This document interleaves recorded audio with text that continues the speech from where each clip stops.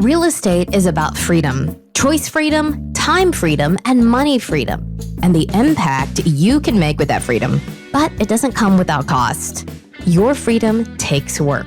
That's why Neil Timmins brings together the tools you need to build your real estate legacy, from tips and tricks to interviews with industry titans. It's all here in one place. Real Grit. Let's get to it. What if I told you can make 20 times the return of a single family fix and flip on your next big deal? Well, it's actually possible. It's possible inside the world of commercial real estate. Say, I'm inviting you to this free challenge. It starts August 15th. It's totally free. It's a 5-day challenge where I'm going to take you and deep dive into the world of commercial real estate, more specifically, capital multiplier properties, what that is, how we identify them. I'm going to show you how to identify them, how to evaluate them, and how to lock them up risk-free. I'm going to give you all the paperwork to do it. It's totally free. You can sign up to join us at www.20xprofitchallenge.com/real grit. That's www.20xprofitchallenge.com/real grit. And I'll see you in the challenge. Coming right up, I've got Bob Lachance.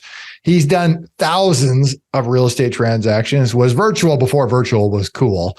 And then guess what he did? He built a VA business really to serve himself, to serve his own business. And then that thing blew up and he's the nation's leader in VA services for real estate professionals, just like you and me. So coming up right now, Bob Lachance. I've got Bob Lachance here with me. Bob, how are you? Very good, Neil. Thanks for having me. Really appreciate it. It's good to see you. We haven't seen each other in some time, so I appreciate you taking the time again to connect up here and be on. Say, we all got started somehow, someplace in real estate. Give me a little backstory. How'd you get into this industry? Got into it because I left school early before getting my college degree. Left 2 classes short, signed a professional contract. So I played 8 years pro, and then my mindset was, hey, I'll always go back to school. I'll always go back to school. Then I decided I did not want to go that route. So, I did a lot of research on what industry has 0 barriers of entry, and it was everything pointed to real estate. So I decided that, hey, guess what? I'm going to retire. Now I'm a real estate investor. Knew nothing about it, to be honest with you. I knew 0 about it, but I know a lot of people got wealthy in this industry. So I decided to jump in with 2 feet. No. What year was that you entered the industry? Back in 2004. 2004. All right. Right as things were running up. And what was your first investment there?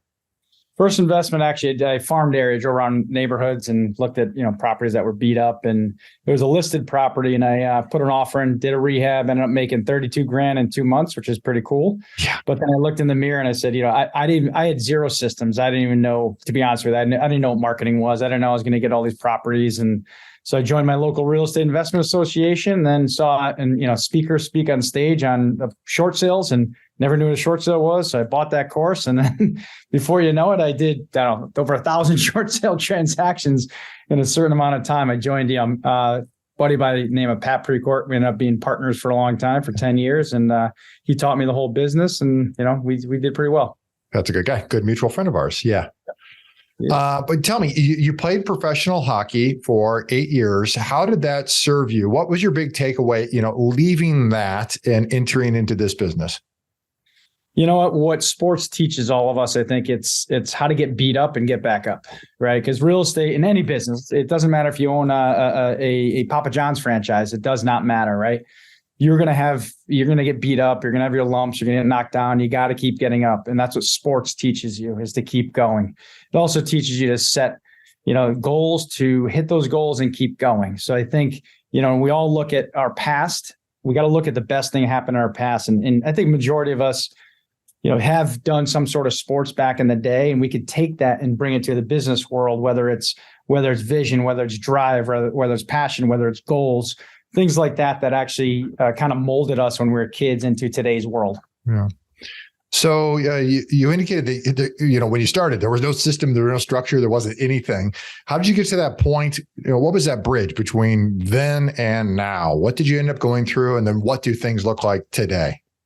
Yeah, it's funny. So Pat always taught me, and he was my mentor, turned into a business partner. He always taught me that you have to document everything you do. So one day, you look at a real estate investment company, very difficult to sell, right? If you're a wholesale company, very difficult to sell. But he always taught me, he said, listen, let's look at our company as one day we could sell it. I said, all right, cool. Light bulb went on. We created all these different processes, procedures for the short sale world. Everything. I used to sell on stage. I'll get to that. But we created what's called a short sale flagship system through the manuals that we created in our office. And what marketing are we doing? How we're acquiring these properties? What scripts that we do when we're negotiating with banks, all the way down to dispositioning and selling the properties. So that's what I learned, back in the day. And then in 2007, we helped start a large coaching program called Fortune Builders. Many individuals know that company. Yep. So we were part of that organization for a long time. And then through that time, I was investing, coaching, and I started a virtual assistant company back. My first VA company was back in 2014. And, that took off. It was a 2-year proof of concept to see if, the industry wanted it, needed it, or there was an appetite for it. And then, it was yes. And then today we have over 1,000 virtual assistants. And then the name of the company? REVA Global, REVA Global. REVA Global. And you're largely focused on real estate. Is that fair to say? Yeah. Part of it's on medical and part of it's on real estate. We also have, bookkeeping angle as well that we're really, really working on, and we're going to be focusing on the other side of it as well. Yeah, no, it's you've got a big organization there and pretty tight procedures there. I know we've used you guys. We've been doing business for years and years now together with REVA. I've been very pleased with what you do there. Let's talk about virtual assistants for a second, because I'm curious. This is a piece that we've experienced before I got with you, and I know others experienced in the industry. And this is, you got to get deep in this and using VAs to really, I think, understand this, is that occasionally, and you see this in the US now on the backside of COVID, occasionally somebody's got 2 jobs. Yeah. Right. Yeah. And you see it in the US. I've read a whole bunch of articles about literally somebody working from their home, working 2 different jobs at 2 different tech companies. Yeah. How does that type of, it seems, when we're using you and cold calling or texting, to me, it seems super easy to be able to understand that that's not the case, because the numbers, you just couldn't hit the numbers otherwise. Right. How do you monitor that type of thing? What kind of quality controls are in place that set you apart versus somebody just going and finding a VA and hire them directly?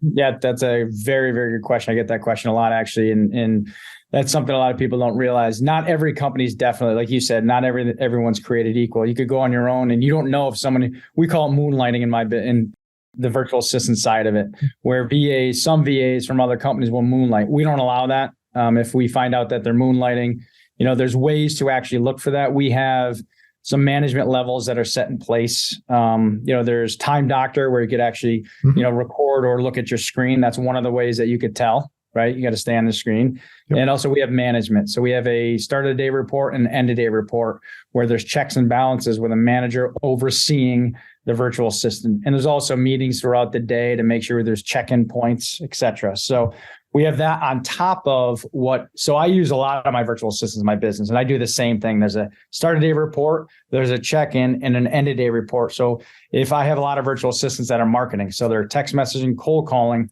I know what end results that are there because they're sending in leads to my sales floor, and it goes to our CRM. So we know exactly what's coming in, whether it's cold calling, whether it's text messaging. We have an admin that does TC with a lot of different stuff as well within that. So we do have those checks and balances. Yeah, no, it's critical to make sure that you've got a process that flows, and having those layers in there. It's a lot of checks and balances. Yeah. And I realized, it's funny you say that. First time I tried my own virtual assistant was in 2013, and I failed. This was before I got into business and created these systems and processes. Sure. I went through the hiring process, and it took me, 10, 15 plus hours to pick one person. And then that person ended up leaving. And I'm like, oh, now I got to rinse and repeat and go back to the drawing board. So then that's when a light bulb went on and said, you know what, there is an industry here for the real estate professional for that side of it. So we fixed all of those problems throughout the process to make sure that, clients like myself were taken care of. What can VAs do? They could do absolutely anything. I mean, let's look at the real estate space, right? Because obviously this is a podcast. We have clients that are Airbnb. We have clients that are property managers, flippers, whether they're wholesaling, whether they're real estate. We have leases, they do leases, lease renewals. We have real estate agents. We have brokers. We also have an attorney on board that uses a couple of attorneys that use our VAs. Bookkeeping is a big one as well. So they could do anything in the space that anyone could do virtually. Yeah. And to be able to do that, it's documenting those processes and procedures inside one's own company and then training somebody to get them up to speed about what needs to be executed. Yeah, it's funny. I actually had a great conversation last night with a friend of mine that's in the financial industry, and we're just brainstorming. I like these conversations, just brainstorming about different ways that individuals could use virtual assistants. Because the way I look at it is, how do you save money and how do you make money? Yep. Right? And those are two ways when you use virtual assistants. That's the thing you have to think about. All right, what way could a virtual assistant help me make money, and also how can they help me save money where I could scale by saving money? So it's a really interesting kind of thought process. Yeah. We don't look at it as a cost at all. It's simply an investment, right? I'm buying back hours, right? Mm-hmm. To be able to maximize, to get the right people in the right spots, to be able to allow them to what they do best, right? Correct. So we buy back our time and save from that standpoint, and then we can grow by freeing up the time to be able to execute on higher dollar hour activities. Yeah. And you have a lot of solopreneurs, right, that start off. Yeah. And majority of the individuals we know, right, are solopreneurs. Then they start building their business. They add VAs, may add employees, et cetera, et cetera. So I look at it the same way. Say, okay, how do you scale if you're a solopreneur, right? You can't do everything yourself. You can't be sitting by, if you need lead generation, are you going to be cold calling all day? Are you going to be text message all day? Right. That's not the best use of your time. Is it use your time doing social media posts or creating content? Definitely not. Right. You're still buying properties today, right? Yep. Yeah, we did last year. Did over 240 transactions. So we're doing a lot of wholetailing, novations, things like that around the country. We're not only in. I live in Connecticut, so we're back into Alabama, Arkansas. We got Connecticut, Rhode Island. We're in Florida, Massachusetts, and then we keep adding. We're in Georgia, so we keep adding different states because we're fortunate. Obviously, the model that we built was a virtual model. Correct. And what are you doing for lead gen? We're doing a lot of cold calling, text message. So we do cold calling, text message, very inexpensive. So those are the two that I'd recommend. We also do direct mail, PPC, and SEO right now. Okay. And then what's your sales floor look like? Do you have US based people or are they virtuals? Yeah. So we have all our virtual assistants that drive in the leads here into our sales floor, right through that wall over there. We have, as of today, we have 6 sales reps. We just hired a recruiter. And we have 2 dispo. So we're looking to add in probably 5 or 6 more salespeople that are going to close deals because we do this virtually. So our guys don't have to run out of the office. So it's a cool little model. Are you fixing anything or not? Any rehabs? Nothing. Yeah. No, that's cool. All right. So, we're recording this. It's 2023. Interest rates have more than doubled in the last year. And I hear, a whole range of things depending on which market I'm talking to people in. Right. But largely it's, hey, things have slowed down. Hey, things are a lot tougher. It's a lot harder. It's hard to get a deal. Mm-hmm. And what are you seeing in your world? So it's kind of funny. It's not tough for us to get a deal. Yeah. Right. And I'll be honest, it's a numbers game. And a lot of people, they get too caught up in this. We do this stuff consistently. I found through the years, when you stop, that's when things get hard. So what I mean is you have to consistently market. We do this on a daily basis. We text, call, direct mail, PPC, SEO. So if you do those things consistently, you will get consistent leads. And the other thing that we do very, very well is we invest a lot of money in coaching and training. So we invest a lot of money in sales training for our sales team. So they go through different type of training all the time. And we have Adam in my office. He's my business partner on the real estate side, does an incredible job at training and creating new processes. If there's any objections that come up, we collaborate as a team. We overcome those objections. So for us, it hasn't been difficult. Have our numbers been down a little bit? Yes. Right. So it was where we were closing 20 plus a month. We're at between 14 to 18 right now, but we're looking to change that. I mean, it's a little dip, but it's part of the game. Yeah, fair to say you've been through the cycles. Fair to say, and I was the last cycle, 2008, 9, 10. I was a broker. I was an agent, largely making my money that way. What I experienced then was we picked up market share because everybody dropped like flies, right? Yep. I suspect the same thing will be true in investors. But what's your opinion? Yeah. And I love that. I mean, so I look at it as 2 different storefronts, right? For me, I have a virtual assistant company. I may lose some customers here, but I'll gain the revenue here, right? On the real estate investing side, because you'll have less players in the game. So I mean, I look at business through a very optimistic lens, right? I think and I've been, like you said, we've both been through it. We got beat up back in the day. We kept ticking, we kept going, right? And we're not even close to that level of, not even close to that. So I would recommend for anybody, you have to stay consistent. You got to keep going, right? Because, there's a lot of people falling out. If you stay the course, you're going to be 10 times better off when you get through this. Got to survive to thrive, right? I agree 100%. I agree. Well, looking back over the course of, your career in real estate, what's been the most challenging environment or most challenging situation that you've gone through, you've been in? I think, the most challenging would probably be, if you talk about a deal, I got beat up in a knockdown rebuild that I had no business jumping in. We lost $150,000. But the takeaway, that was when I was working with Pat back in the day, 2005. But the takeaway is, don't get caught up in shiny object syndrome, because this was a knockdown rebuild. I've never done it. Yeah. And there's never a can't miss deal. Oh, you're going to make so much money. Yeah. Real estate is a long game, right? You make money every single day. It's not, I'm going to get rich in this one deal, because if that deal ever worked out, you're going to get in another deal where you're going to lose money because you never educated yourself on how that actually, that process or that deal works. Does that make sense? Yeah. So in that particular deal, you were in it, and essentially nobody had done this before. None of the partners. No, it was me and Pat. Okay. Me and Pat. Yeah. It was a modular deal. It was in Greenwich, Connecticut. It was outside our area. So, we hired attorneys at that time to try to get our deposit back at $475 an hour. Before you know, that bill was $10,000. We're like, all right, dude, we got to walk. Yeah. So, yep. Yeah. No. That reminds me of, and we all had to experience it one way or another, right? And so I remember reading The Richest Man in Babylon, terrific book. Mm-hmm. And there is a section in there, it's seek counsel from wise men. Essentially, in a nutshell, is if you're going to do something and do something new, you need to seek counsel from those who have been there, done that.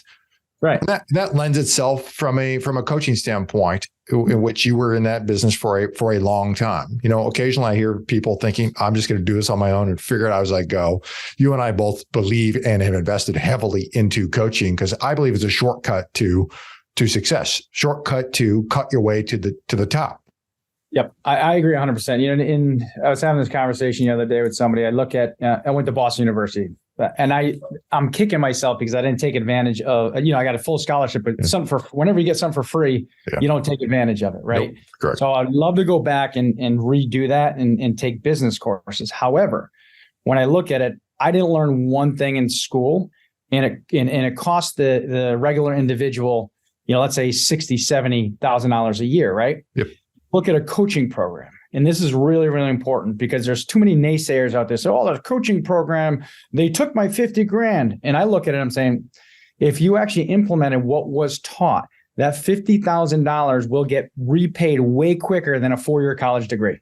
Correct. In one deal. And that's how important. And I look at things way different now than I used to, because I know the value of what education is. Right? Like you said, it would have saved me $150,000. Yeah. That didn't make any money, but it would have saved me for a lot of heartache. So I think everybody should have a coach and a mentor. I really do. You know what? I think the difference, the goalposts, right? They are the naysayers and those who are believers. My experience is those who are believers are heavy implementers. Correct. They take it. You're exactly right. They take action. We just had Gary Harper's team in here, Austin McCurdy, and he was just here yesterday. It was phenomenal. He's here all day, and we just went over some goals for this quarter. It was a quarterly meeting. It was 100% needed. And back in the day, I would say, this is a waste of money. Just had the wrong outlook on it. Yep. And now, he just came in, and what he just did in one day, what that organization just did in one day, will help us through the whole year and probably increase our profit by X-fold. It's incredible. He was here 2.5 years ago, somewhere in that range. Same thing. He was here a day, and when a light bulb moment to be able to go in, go through that, and personnel changes immediately took place on the backside of that. I was like, all right, well, now I understand how people are hardwired and why we're getting certain outcomes that we're getting. Yep, exactly. Love it. When you look forward to this year, 2023, the rest of the year, where are you guys headed? What's it look like? here's the way I look at it in two different lights. So I got like I said, I have my virtual assistant company. I have a real estate investment company. I'm excited on both fronts because, like we talked about before, you're going to have other individuals that are going to just get out of the game, right? Which creates more opportunity for you and me. We were talking a little bit about commercial real estate and the opportunities because interest rates of where they are. Right. I think you call it the Red Sea. Is that what you called it? The red wave that's coming in the commercial side. Yeah, exactly. The red wave. And I think there's going to be a lot of opportunity for all of us. And here's something important. You said there is a lot of money on the sidelines. People made a lot of money during COVID. And I agree 100%. And, we did a good job in our business of putting money aside and seeing the opportunity. And again, you and I are both fortunate. We actually made it through, 2008 to 2010. And just to see the individuals that are extremely wealthy today because they had money to purchase. I mean, they were buying doors for $20,000 that are now over 200, right? That's just it won't go down that low. But the point is that, if you have money or you have investors that have money, you get them into real estate once there's an opportunity. I think that's an important takeaway and something that we all have to look at. Yeah. The ability to understand, sometimes it's take a step back too, right? Because there's a lot of us who were in the game in 2010 who are still in the game today. If had we known what was headed, we'd be done, right? Or largely it would look very different. How about that?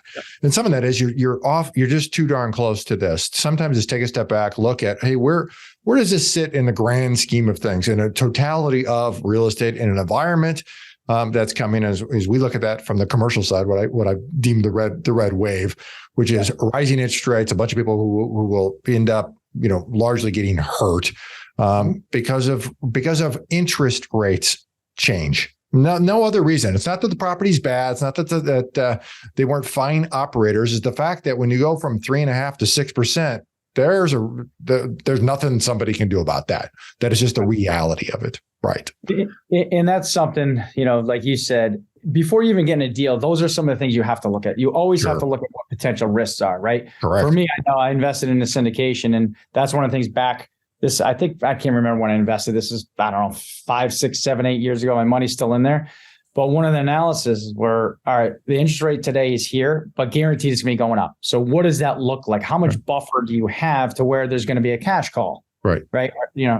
Is there going to be money on the sidelines that when there is a cash call, you could actually put it into? So that was one of the analysis I did back in the day. And obviously, it proved to work out well. Yeah, no, that's great. Yes. And being with an operator who can stress test that.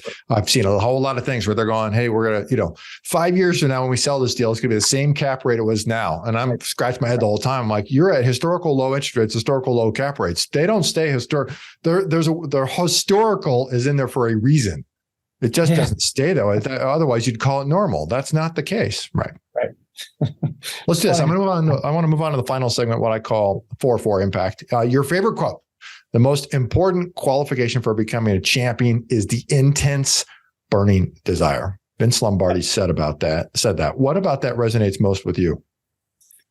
It's something to always look at, because I look at business and you need passion, you need desire. Mm-hmm. Right? If you don't have passion and desire, it's going to phase out. You see a lot of people, back in the coaching world that would sign up for coaching and not implement one coaching call. They would spend $10,000 to $50,000 and not take action, right? And that's a perfect example because they didn't have the passion. They got sold into something where they really didn't want to do it. So, when you wake up every morning and you don't look at what you do as a job, then you're doing something that you're passionate about, right? When I get up every day, I don't look at, I got to go to the office. I love it. I love talking to my team every morning. The way I set up my meetings on my virtual assistant team, I'm doing podcasts, of course, throughout the day. I'm marketing, but I have my team meetings and I love getting on calls with my team. That's not work to me at all. And then we have a real estate company. None of this is work to me. I love it. Occasionally somebody asks me, do you have to work tomorrow or whatever? There's a holiday or something. Do you have to work? I'm like, I don't have to. I get to. Yeah, exactly. This is a privilege. We all we have is infinite choices in our life, and so no, I don't have to do anything. Right? Yep. You get to do it. And you want to surround yourself with the people you want to be with. That's it. Yeah. That's the key. What do you think holds most investors back from hitting their personal next level? Well, it's mindset, and I know that's that's a cliche kind of word, but I think we're our own worst enemy because we we allow people to influence us. And it's something we all have to look at.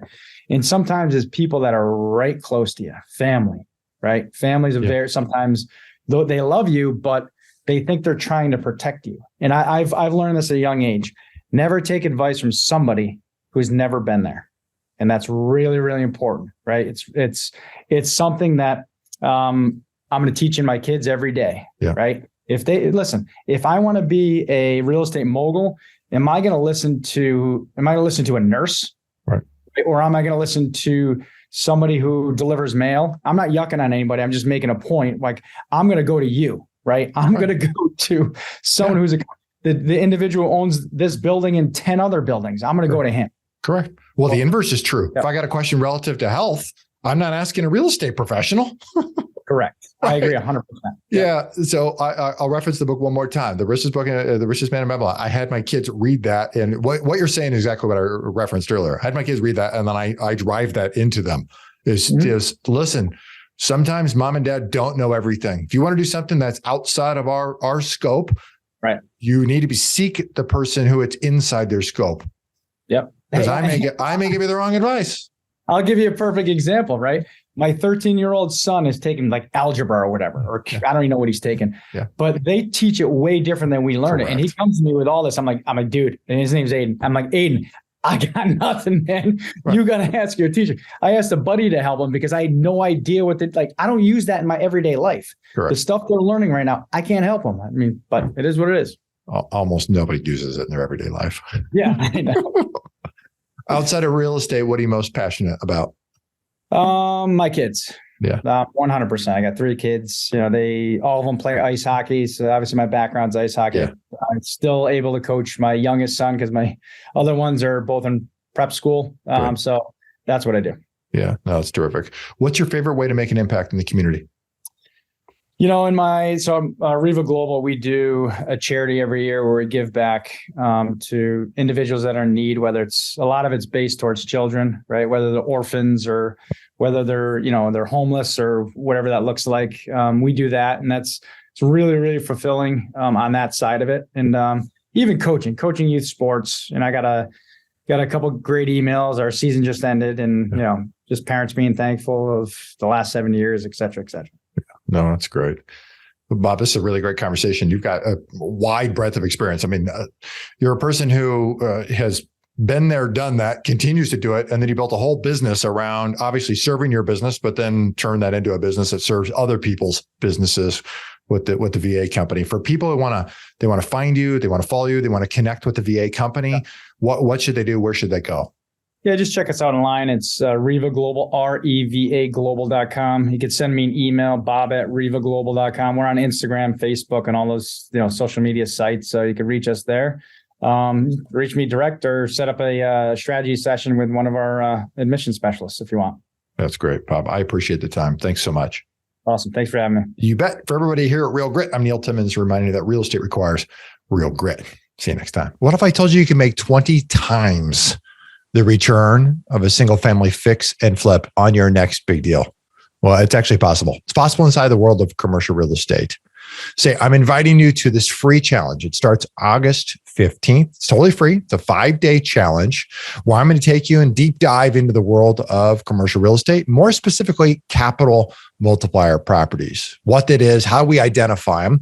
I'm going to show you how to identify them, how to evaluate them, and how to lock them up risk-free. I'm going to give you all the paperwork to do it. It's totally free. You can sign up to join us at www.20xprofitchallenge.com/real grit. That's www.20xprofitchallenge.com/real grit. And I'll see you in the challenge.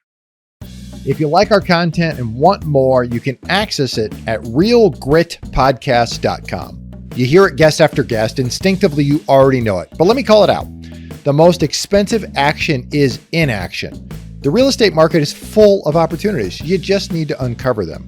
You can build a business that lasts for years, makes monumental impact in the lives of those that you love. It's not just about business, but about the freedom you get because of it. Have you ever heard the saying, if you want to go fast, go alone. If you want to go far, go together. I believe that partnering is essential. In fact, I partner with hardworking investors all the time. The point is that you can get a lot further with the right partner. Let me say it again, the right partner. If you've ever thought about partnering with anyone, or if you have a partner now, I encourage you to download my free Partner and Profit Guide, which includes the top 5 must-answer questions to evaluate a profitable partnership. You can find it at www.legacyimpactpartners.com. I'll see you in the next episode.